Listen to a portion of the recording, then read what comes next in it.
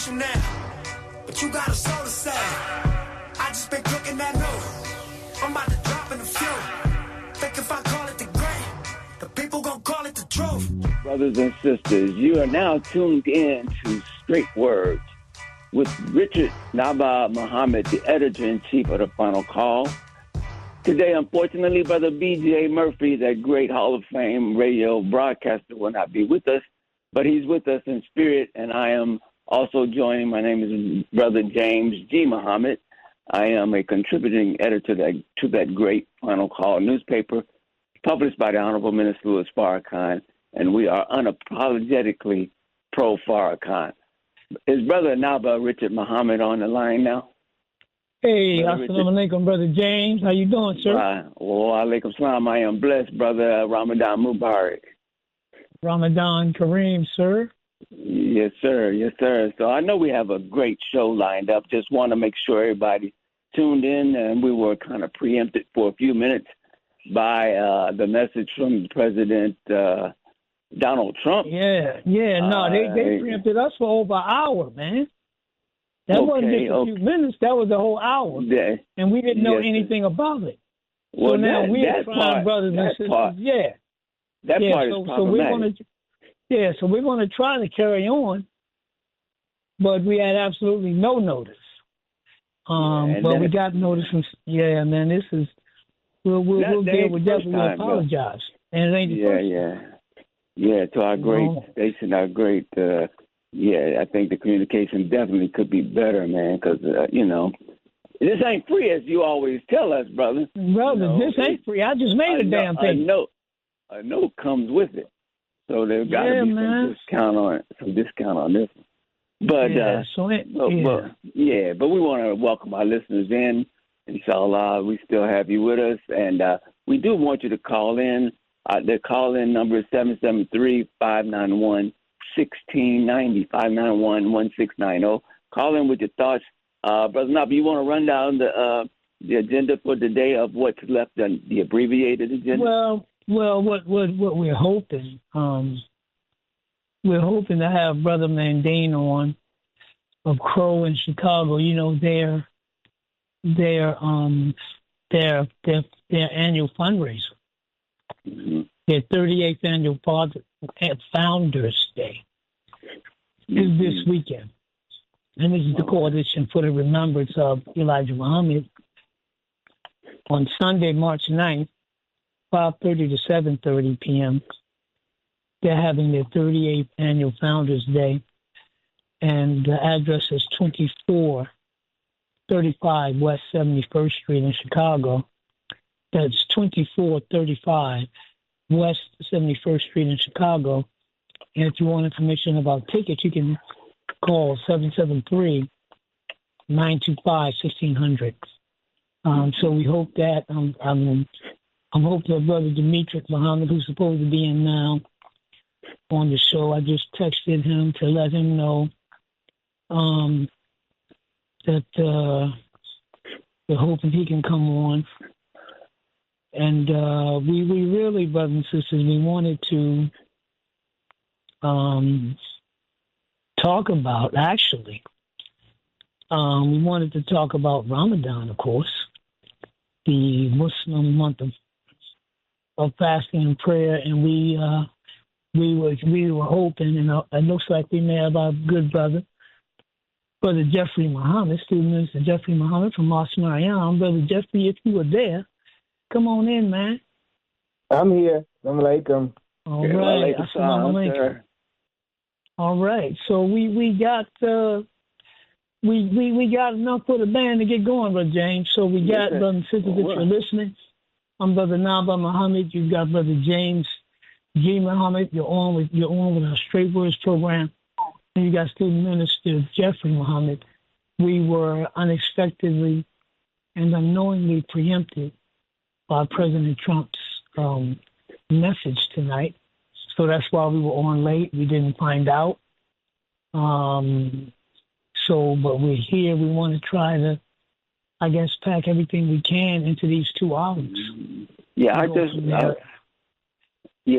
we were talking about Crow, and I just want to for a second. I mean, just revisit that because that's such an important organization, brother. They've been doing the work for, man, I don't know how many years, but 3 or 4 decades. 38. This is their 38 years. 38th year. Yeah. And they put up a sign when they first started. I believe it said something to the, "Do you remember this man?" or something with the Honorable Elijah Muhammad. And so that I just wanted to say a good shout out to them because the dedication of the brothers, built a studio on the south side of Chicago, a modern, up-to-date television studio where they brought in so many leaders and established many friends for the Honorable Elijah Muhammad's message and teaching that, they are a great help. They've been a great help to lifting the name of the Honorable Elijah Muhammad and helping the Honorable Minister Louis Farrakhan. So, of course, our late brother Munir, he put in such good work there and set the foundation for it. And, of course, Mandine, Alif, and Shahid are pulling the weight as well. So just wanted to say that because our brothers and sisters need to know about great institutions. And CROW, the Coalition for the Remembrance of Elijah Muhammad, is a great institution now in Chicago. Yeah. So, and again, brothers and sisters, if you want more information or if you want to get those tickets, because if we don't build institutions, we won't have any. Right. And we really got to understand that. If we don't build institutions, we won't have any. So this is the 38th Annual Founders Day for the Coalition of the Remembrance of Elijah Muhammad. This is Sunday, March 9th at 2025, 5:30 to 7:30 p.m. And that's 2435 West 71st Street, Chicago. And if you want to get those tickets, and you should get those tickets now. Get these tickets. Call 773-925-1600. So, Brother Jeffrey, welcome to the show. It's my pleasure. Thank you. Ramadan Mubarak, sir. Ramadan Kareem. So, I guess this is our 4th day of the Muslim month of fasting and prayer. It's really special time for Muslims, brothers and sisters, and really for a lot of our people. That's right. A lot of our people. I think, Brother Jeffrey, you remember this. Years ago, we used to play basketball at the Southside Y. Mm-hmm. And we would play during Ramadan. That's and right. we wouldn't drink any water. Wouldn't drink and any it got water. to where we would compete during Ramadan. Uh-huh. But we would tell the brothers if there was a disputed call, no, we're not going to argue, it's your ball. And That's so right. it became the tradition. It became the tradition for when we played that the brothers would say to one another, "No, man, it's Ramadan. That's right. We're not going to argue." So when we interact with our people, we have the opportunity to practice and for them to learn from us. It's really a beautiful thing, huh, Brother Jeff? Absolutely. And the brothers would really watch to see if we would drink water. Yeah. They would be amazed that we could do it. But I do remember the conversation. Many didn't know what the word meant, but they started thinking, "Oh, we're not going to argue, it's Ramadan." Mm-hmm. And when you see people later on, it could be sometime during the day, they ask you making it?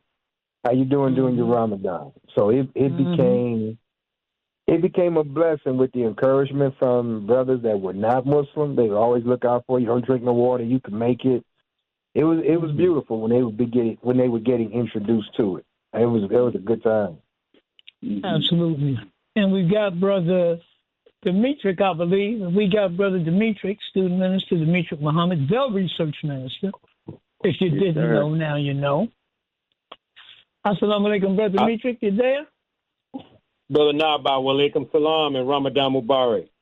Ramadan Kareem. Ramadan Kareem, thank you. Okay, well, we got the band all here. Brother Demetric, what are some of, we were just talking a little about Ramadan. What are some of the things that come to your mind? And we know that Ramadan, brothers and sisters, is an annual Muslim Islamic observance, and Muslims do not, during the daylight hours, eat food, drink any water or anything, and do not engage in intimate affairs with their spouses during that time.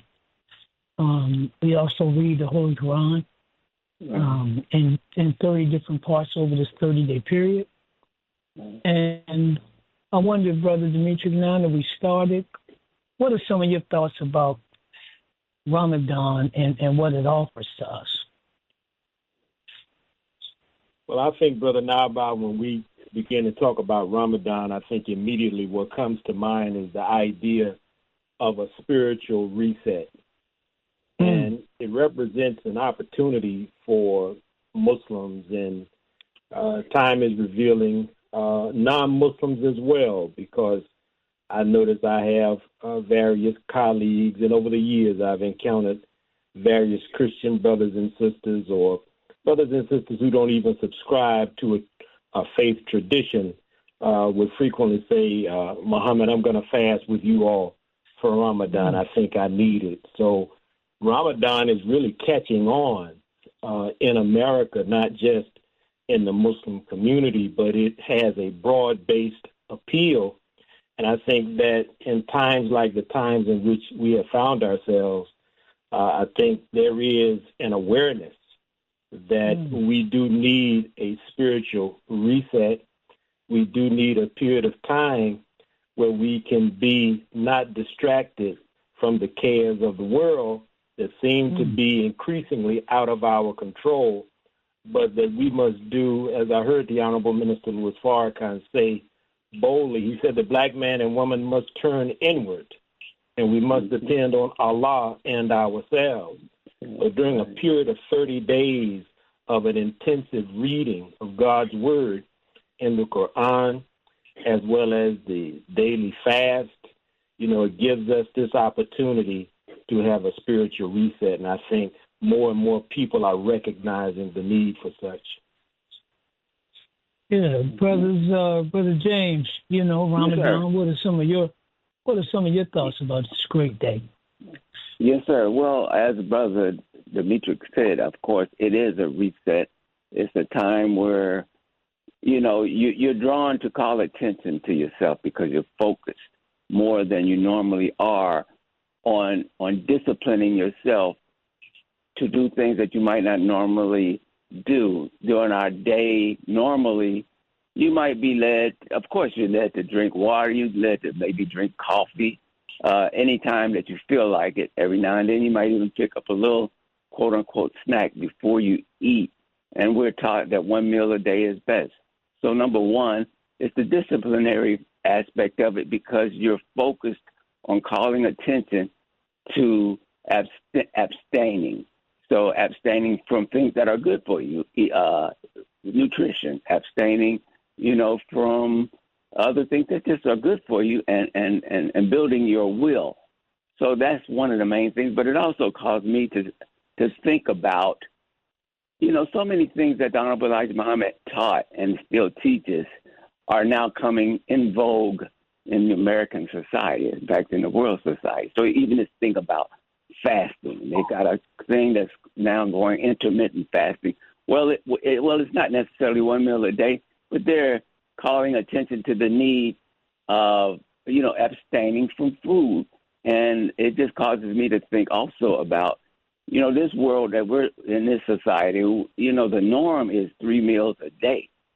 And we're coming out saying, well, 1 meal a day is best, and one every other day is even better. So, in a sense, and I'll close with this part, what is the norm for the body? That's what I always think about, because they tell us, okay, of course we have various illnesses, but if you base your health issues on 3 meals a day, what if it was rearranged where you base your health status and your health measures on 1 meal a day?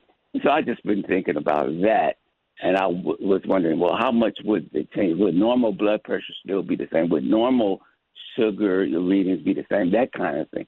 So, but in general, again, I close with it's the discipline that it makes you focus on. All right. Brother Jeffrey, you want to get in and share some of your thoughts? The beauty of Ramadan, for me, is as it says in the Holy Quran, the scripture of the Muslims, that it's a prescription. As it says in Surah 2, I believe, O you who believe, fasting is prescribed for you as it was prescribed for those before you, so that you may guard against evil. Yeah. And the minister has said, fasting is given to us as a prescription. And a prescription is given by a doctor telling us to take a certain medicine at a certain time for a specific time to cure a specific illness. But in this case, God is our doctor. He's prescribing for all of humanity a prescription. And for me, what stands out the most is that fasting produces discipline. And how does fasting guard against evil? Well, the Honorable Minister Louis Farrakhan said, if you can discipline what you eat and can discipline your stomach, that's the greatest need that you have outside of air, is to have food and to have water. And if you can discipline that and say no to the urge and the desire to eat, and control and say no to the desire to drink, those things which are natural and necessary to be alive, then it becomes easy to say no to a cigarette, no to a blunt, no to sex, no to alcohol, no to crack, no to things that are detrimental in my life.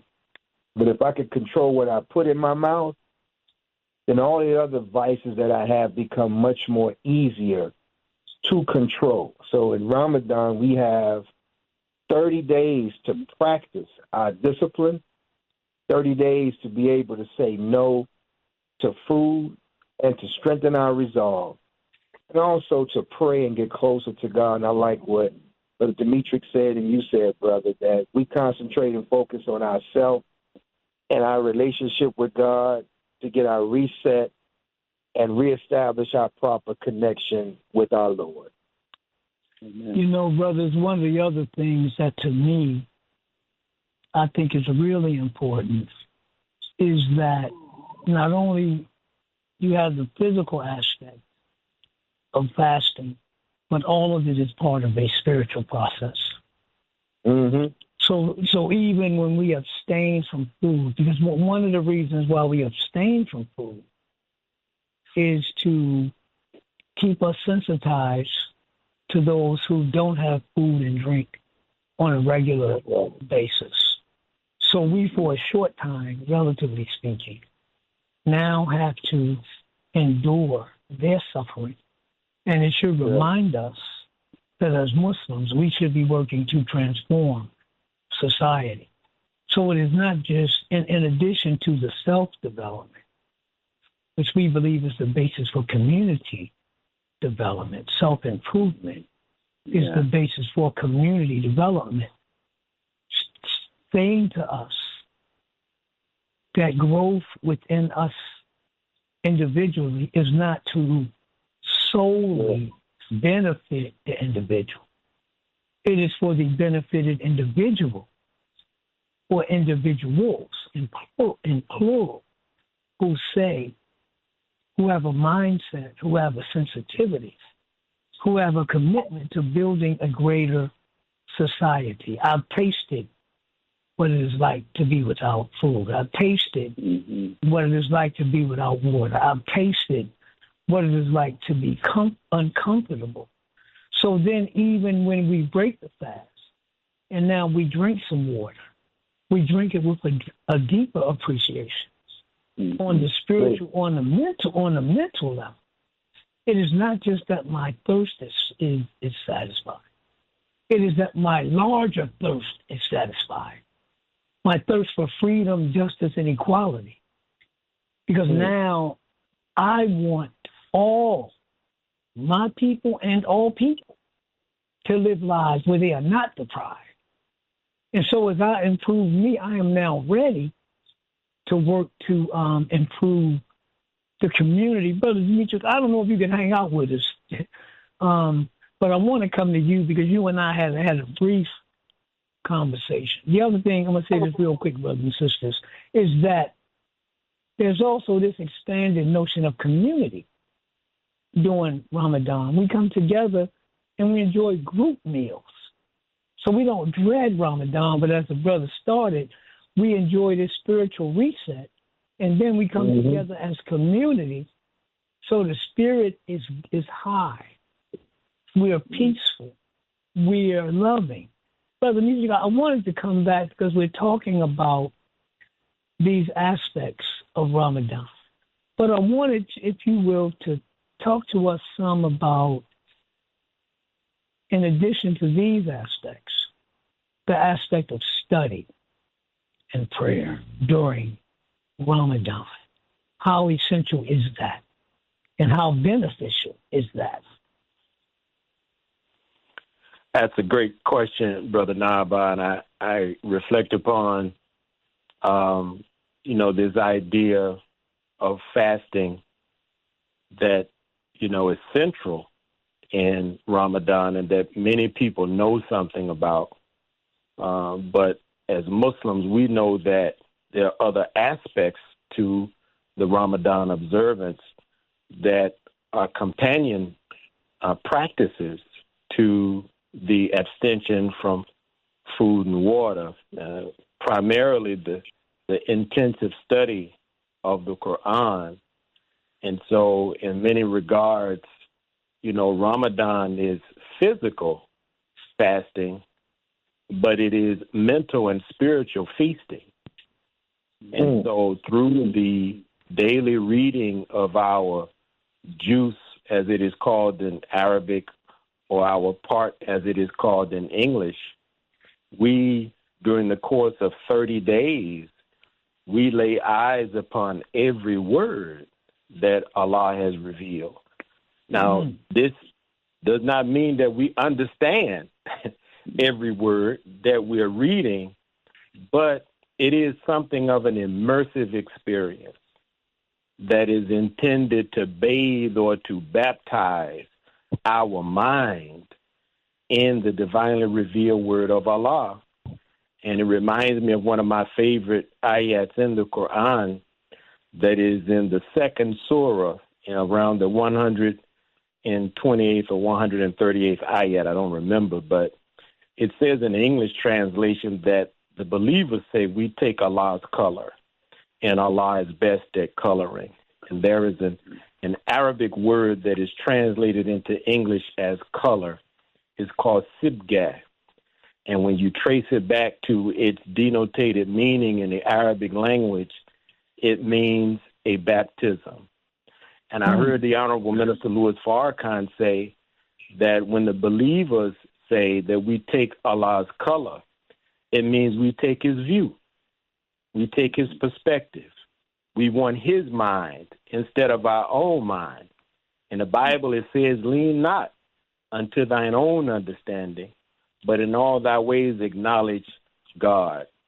So when you're talking about study during Ramadan, it really primarily centers around the daily reading of the Quran as this really great companion practice.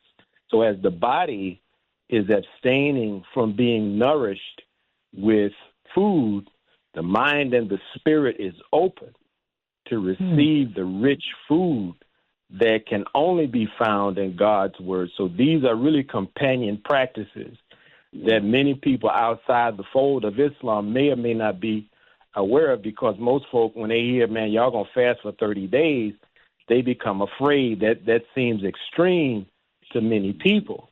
But they don't realize that even though the body might be sacrificing, the soul is being satisfied through this immersive experience, reading each and every word that Allah revealed in the Holy Quran. Mm-hmm. And you know, Brother Demetric, the other practical thing, brothers and sisters, because Ramadan is it really operates on so many different levels. For example, if you're sick or on a journey, you don't have to fast. If you're a child, if you're a woman under certain circumstances, right? You do not have to fast. But what do you do in lieu of fasting if you're an adult? You either fast a like number of days or you feed the poor. So there again, we are coming back to the beauty of community. And on the practical side, it is our way to eat something in the morning. Remember, we said before the sun comes up, right? So you get up, you eat something, you drink some water, you say your prayers before the sun comes up. And then at the end of the physical fast, there's generally we come together and pray, and then we enjoy a very sumptuous meal. But the other thing is, consider this now. Consider our Palestinian brothers and sisters suffering. Yeah. Exactly. They are observing Islam. They are observing Ramadan as best they can. Yeah. But we are not fasting like there's nothing wrong in the world.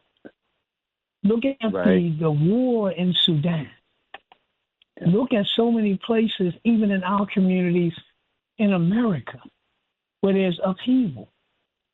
So every time we come together and we're able to enjoy the blessings of food, family, companionship, safety, home, it is again for us to reflect on what does that mean for changing a society and changing a world. So Ramadan doesn't make us oblivious to what is happening. It sensitizes us. And then as Brother Demetric was saying, this immersive thing into the words and the mind of God gives us his color or his view on how we should live our life. His color, his view on lessons and warnings to the wicked. His color, his view on how we ought to treat the widow, the orphan, how we ought to do business, how we ought to treat women, how we ought to treat our husbands and our wives. So it's a lot to this, huh, brothers? Yeah, and Brother Naba'a, as you were speaking, you mentioned, Gaza, and I just was sitting here with my computer, so I just looked at what was going on over. The spirit of Ramadan, they're sitting on between tables that stretch the length of football fields with crumbling buildings all around them. And, they're getting a meager meal. They got tablecloths on the pictures that I'm looking at, the video. And so, it's like you say, it's a spiritual thing, a physical thing in terms of the eating, but considering what our brothers and sisters are going through and the additional restriction to supplies that are getting into them so that they can eat and have medical supplies, etc. It's just also a faith building. I can imagine what the practice of Ramadan is doing to fuel their faith and their belief and conviction and belief in Islam, their conviction to Islam and their belief in Allah, as they are struggling to even survive and not even having a place to eat. So it's just a testament to faith of people. So I just wanted to mention that, Brother Malcolm. I want to bring in Brother Raheem, who's a caller. Then Brother James, we can come back to you and Brother Jeffrey. Let's bring Brother Raheem into the conversation. Brother Raheem? Yes, sir. Ramadan Mubarak. Ramadan Kareem. Welcome to the call. Thank you. Glad to be with y'all, and all praises due to Allah to address your audience. Just want to say, Ramadan occurs in the ninth month of the Muslim calendar, which is very important to every human being because the vast majority of all human beings was born in their 9th month. So the Ramadan kind of symbolizes the rebirth and being spiritually clean and new. And also with the war in Gaza, that was started on the Honorable Elijah Muhammad's birthday, and nobody's speaking on that. So them brothers was real conscious of what they had to do and when would be the best time to set it off. Thank you for your time. I'm trying to do my workout because I've been fasting all day, so I didn't want to work out and mess up my fast. So I'm getting my fast workout in now. Thank you. Ramadan Mubarak. Ramadan Kareem, brother. Brothers, y'all want to weigh in? 773-591-1690. 773-591-1690 for those who want to call in. Yeah. Brothers, y'all want to get in on comment, anything? Brother Jeffrey, Brother James, Brother Demetric? No, I was finished. I was just I was commenting on the when you mentioned Gaza, and that made me kind of just take a view of what was going on over in Palestine right now. So, okay. Yeah, I too was moved by that as well, Brother James, looking at some of the footage of, our brothers and sisters in Gaza basically having iftar meals amidst rubble, and it really does, make me pause and reflect of how grateful and how blessed and fortunate that we are not to have to suffer, even though we have our own suffering. We're not suffering in that extreme way. And, it's kind of a fascinating paradox that Muslim suffering, if you look at the history, many times the suffering of Muslims actually fosters the growth of Islam. Yeah. And I have seen quite a few people make videos who are being drawn to, confess faith in Islam, people of all races and ethnicities, and they have been inspired by the resilience and the faithfulness of the Gazan people. So it just goes to show or to make us reflect upon, the plan of God and how sometimes it defies our common understanding because it's on such a high level, but it will ultimately bring about, a greater good. And so this fast of Ramadan and the principle of abstention and the principle of sacrifice, is also wrapped in that. So I think it's a great time for us again to have this spiritual reset, because I think we all would agree the world in which we live in, certainly the country in which we reside in, is unraveling at an ever-increasing pace. So having Ramadan at this time, I think, is very, very important. Yeah, and it causes you to focus on the things like you were just mentioning, the events that are occurring and how this country is unraveling. When you're not focused on eating all day and drinking whatever you drink all day, it takes now your attention you can focus your attention on other things. And without the food that, the body is starting to get rid of toxins if you're not eating. So it gives your body time to kind of rest and discharge some of the toxins, and you get an opportunity that your mind becomes a little clearer as you fast, and you have time to observe things and to resist the tempting things that take place around you every day in the society. So I agree with you on that, brother. Yeah. I want to bring in, we got some callers. I want to bring them in, brothers. Then we'll come back to our discussion. So we got Sister Tawan. We're going to go with her. Then we like to go to Anthony. Then we like to go to the brother Cliff. Sister Tawan, are you there?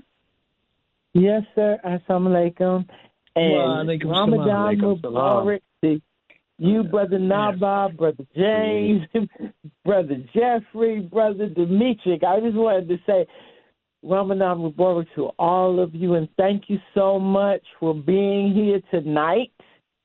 And as I was holding my breath. Oh, I hope they get it. I hope they get on, because I needed to hear from my family. And I love this program, Straight Words, and I thank you for the platform. And I wanted to say to Brother Demetric, I don't know if this is appropriate, can you just tell us some of the things that you have in your Ramadan journal, which I haven't gotten mine yet? I had to say that. Well, Sister Jawan, thank you so much for always being so supportive, and appreciate your sisterhood immensely. But we definitely, for the last few years, have published an annual Ramadan journal, and it's a great resource that's intended to be a companion to the reading of the Quran, and it doubles as a historical digest, bringing a lot of the history of the Nation of Islam and our intersection with the dominant world of Islam. And we have included historical archives from the global travels of the Honorable Elijah Muhammad and Minister Farrakhan in the journal over the years. And this year is no different. It's really a power-packed resource. Actually is like 5 books into one, because we've expanded it over time.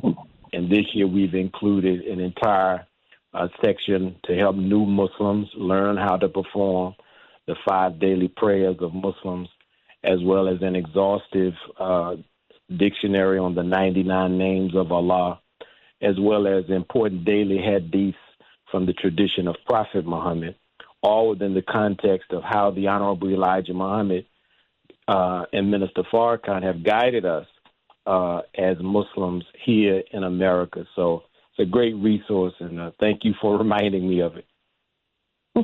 Yes, sir. No, thank you. And I really do appreciate it, and it helps me a lot in studying and as a guide. And it's we always discuss it usually on an open mic every year, and it's a great source to stimulate conversation about Ramadan and the history of the Nation of Islam. And I thank you so much. I thank you all for all that you do. Ma'am. Thank you so much, brothers. Assalamu alaikum. Thank you. Wa alaikum salam. Brother Demetric, can you tell the audience how they can get a copy? Yes, sir. Well, our website is researchminister.com. And when you go to researchminister.com, you just click on the menu item that says shop. And it should be one of the first items once you get into the researchminister.com store. There's also an ebook version available, but it's a great resource, and we have endeavored to publish it maybe the last 5 or 6 years, and each year we update it and try to add a few bells and whistles to make it more useful for the believing community, particularly those of us who are students of the Honorable Minister Louis Farrakhan, under the teachings of the Honorable Elijah Muhammad, because inasmuch as we are uniting with the Muslim world in this observance, at the same time, we are not of any mind to hide our love and respect for the Honorable Elijah Muhammad and his giving to us our way of devotion.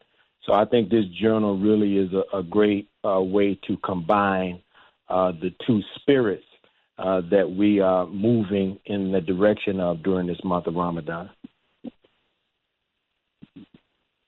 Thank you, brother. Thank you, Anthony. Anthony, are you there? Let's bring you into this conversation. Yes, sir. Brothers, thanks for taking my call, and happy Ramadan to everyone. Thank you. I am a Christian. I'm a Christian, but I am for taxing the church, specifically the largest churches, including the Catholic Church especially. Trump is about to take us down the wrong path with these tariffs. That's just going to drive up the price of everything that he touches. He's cutting all the programs that affect every living human on this planet. I was talking to one of his lawyers last week, and I was asking him this question, and I still would like to know, and I still believe that we are at war, and we have to look at who's propping these MAGA people up, let alone the black brothers and sisters, because this guy went into this diatribe about all the things that Trump done. He owned this property. He got that property for cheap. All of the things that he has mainly bought. But it didn't go into any of the things that he screwed up, which is a lot. And he has gone bankrupt. I don't know how many times. You can look that up. He has destroyed how many companies, I don't know. And now it has never been any evidence that he could run this country. And the things that he is doing is further dividing us. I have been for taxing anyone that supports the right-wing agenda, especially the maggots, the MAGA people, and especially these white supremacy groups, which he supports. And I think any black person that would vote for Trump or support him is proving my point the other way. The guy went into talking about how smart Trump was. What he should have been talking about is how dumb black people are that would go out and vote for him. I don't pull punches. I don't make these comments to make friends. I'm calling it strictly from how I see it and my perspective of the future of my family and my community. I see no good coming out of this administration, especially after his diatribe on it's all about him and what he's did and what he's done, and he's going to take Greenland, and he's going to get back the Panama Canal and just the Gulf of America. I don't care anything about those. My concern is jobs and health care and where my community is now. All that stuff he's talking about has got nothing to do with me, with the except that he wants to put less money in my pocket and pay all of his friends. Now, on the Israel, my concern is he just embarrassed himself when he denied Ukraine, one of our allies in that region, which is just as important. I don't know how much we give to Israel, but I'm for cutting off those funds, too. If you want to cut off some funds, start cutting off funds there, because they have done nothing for the United States. I do not understand how, or done enough research yet, and that word yet is an important word, how much is actually going to these so-called countries like Greenland and places that they don't want anything to do with, in a positive way, with Africa. They don't want anything to do. They've already, the worst thing is stereotyping with black businesses here in the United States. And so I'm extremely concerned. I think we can fight back. When I said who was supporting Trump and his boy Elon Musk has to get his business and his materials from other countries. I suggest we go to those countries and tell them to boycott. And when we boycott, we don't have to boycott everybody. Find out who the biggest offenders, the biggest groups of organizations and businesses that are against black people, and just target them. If it's Walmart, then go after Walmart. If it's Chick-fil-A, then go after Chick-fil-A. It makes no sense to boycott everybody because we have to do business, unfortunately, with other people, preferably our own. The reparations is not on the board, but I'll let you go there, brothers, and thank you. I know I gave you a lot to chew on, but you got to be a doggone fool to support Trump. Thank you.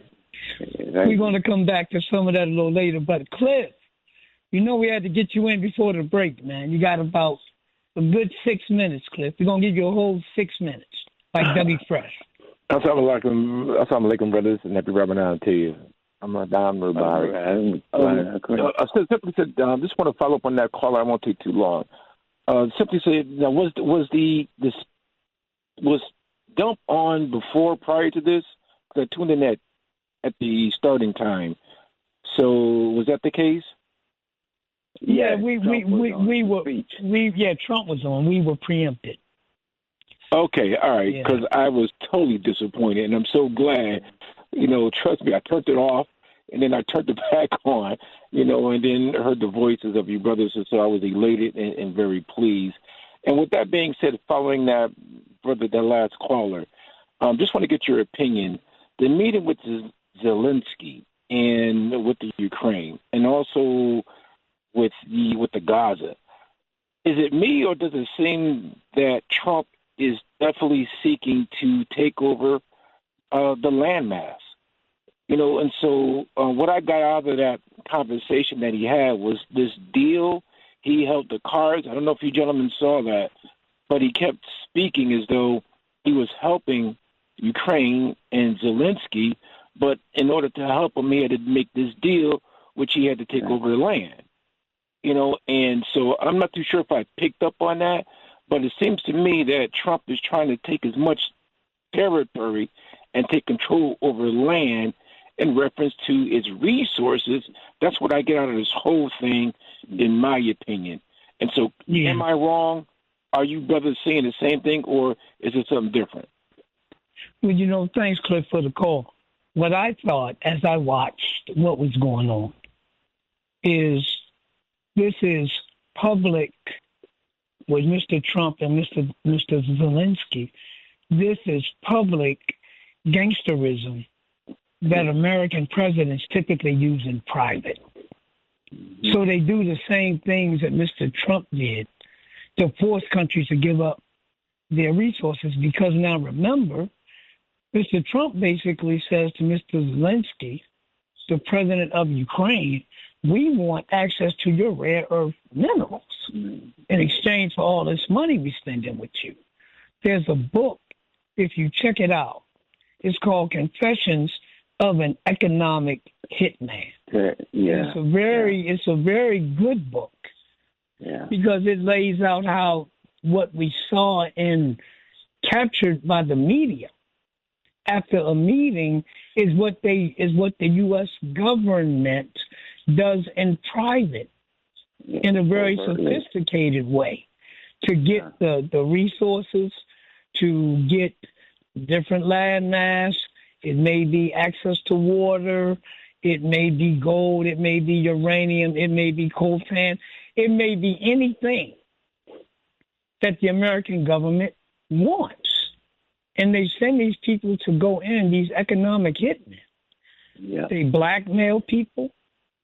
They kill people. They set up groups that are supposed to be for the people, but the groups are fronts for American foreign policy. They pay people to create problems because they want problems in the society. If the foreign, the head of the foreign country is not bendable enough to their rules. So in that sense, I think what we saw is not new.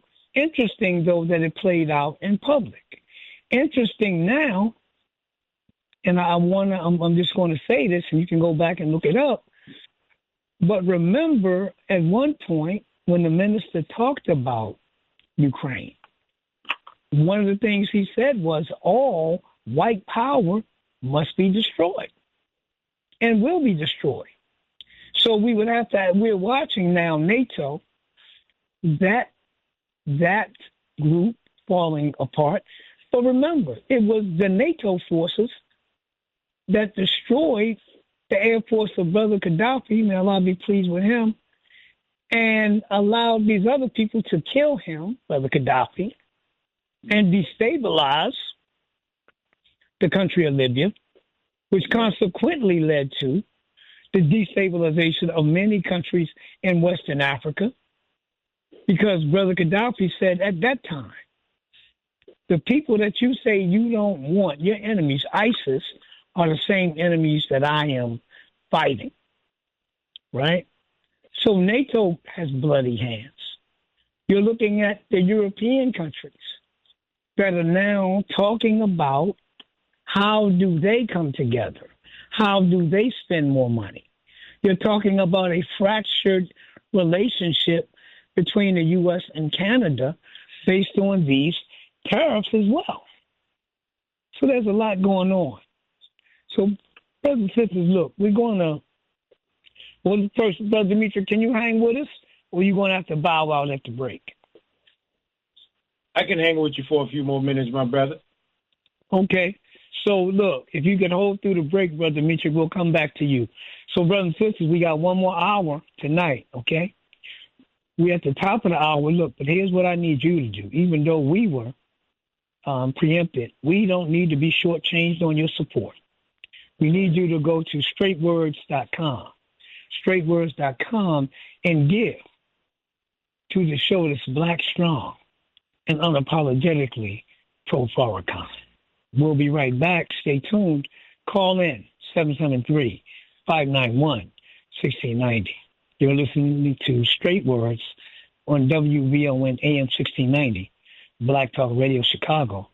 We stepping out, but we be right back.